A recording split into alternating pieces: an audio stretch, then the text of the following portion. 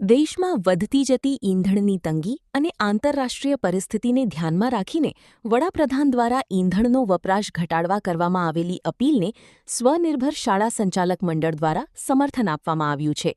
મંડળના પ્રવક્તા ડોક્ટર દીપક રાજગુરુએ જણાવ્યું હતું કે શાળાઓ અને કોલેજોમાં અઠવાડિયામાં 1 થી 2 દિવસ ઓનલાઈન શિક્ષણ શરૂ કરવામાં આવે તો ઈંધણની મોટી બચત શક્ય બની શકે છે. તેમણે જણાવ્યું હતું કે વિદ્યાર્થીઓ અને વાલીઓ દ્વારા રોજબરોજ થતા ટ્રાન્સપોર્ટેશનના ઉપયોગમાં ઘટાડો થશે, જેના કારણે દેશના હિતમાં ઈંધણ બચત માટે મહત્વપૂર્ણ યોગદાન મળી શકે છે. સાથે જ બાળકોને ટેકનોલોજી આધારિત શિક્ષણ તરફ પ્રોત્સાહન મળશે અને સમયનો પણ સદુપયોગ થઈ શકશે. ડોક્ટર રાજગુરુએ વધુમાં જણાવ્યું હતું કે રાજ્ય સરકાર, શિક્ષણ વિભાગ તેમજ સંચાલક મંડળ વચ્ચે ટૂંક સમયમાં બેઠક યોજાઈ શકે છે, જેમાં ઓનલાઈન વર્ગો શરૂ કરવા અંગે ચર્ચા કરવામાં આવશે. સરકારી અને ગ્રામીણ શાળાઓમાં વાહનોનો ઓછો ઉપયોગ થતો હોવાથી ત્યાંની સ્થિતિ અલગ હોવાનું પણ તેમણે જણાવ્યું હતું. ઉનાળુ વેકેશન પૂર્ણ થયા બાદ નવા નિયમો અમલમાં મૂકવાની શક્યતા વ્યક્ત કરવામાં આવી રહી છે.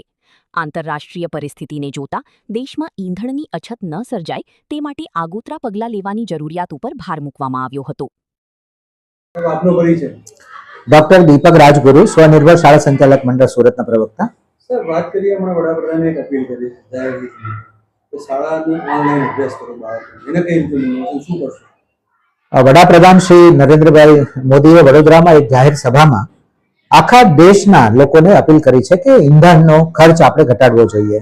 અનનેસેસરી જે ખરીદી છે તેમાં પણ આપણે સંયમ રાખવો જોઈએ. તે અનુસંધાને શાળા અને કોલેજો જો ઓનલાઈન થાય તો રોજે રોજની જે ડીઝલ અને પેટ્રોલની ખપત છે, ગેસની ખપત છે, તેમાં આપણે ઘટાડો કરી શકીએ અને લાંબા ગાળા સુધી કદાચ વિશ્વના દેશોમાં જે યુદ્ધની પરિસ્થિતિ છે અને આયાત જે આપણે ક્રૂડ કરીએ છીએ, ઓઇલ, ગેસ, પેટ્રોલ કરીએ છીએ, તેમાં કદાચ ઉણપ આવે તો તેવા સમયે આપણા દેશમાં કોઈ મુશ્કેલી ન થાય. એમનો ઇશારો એટલો જ હતો કે આપણે ટ્રાન્સપોર્ટેશનનો ખર્ચ ઘટાડવો જોઈએ અને ઈંધણની ખપત ઓછી કરવી જોઈએ.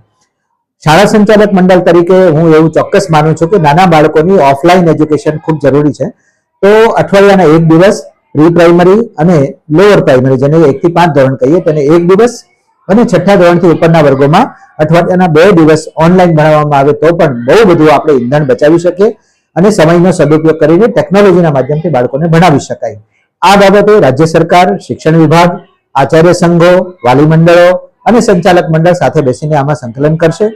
ઉનાળુ વેકેશન લગભગ હજી ખોલવાને 25 દિવસની વાર છે.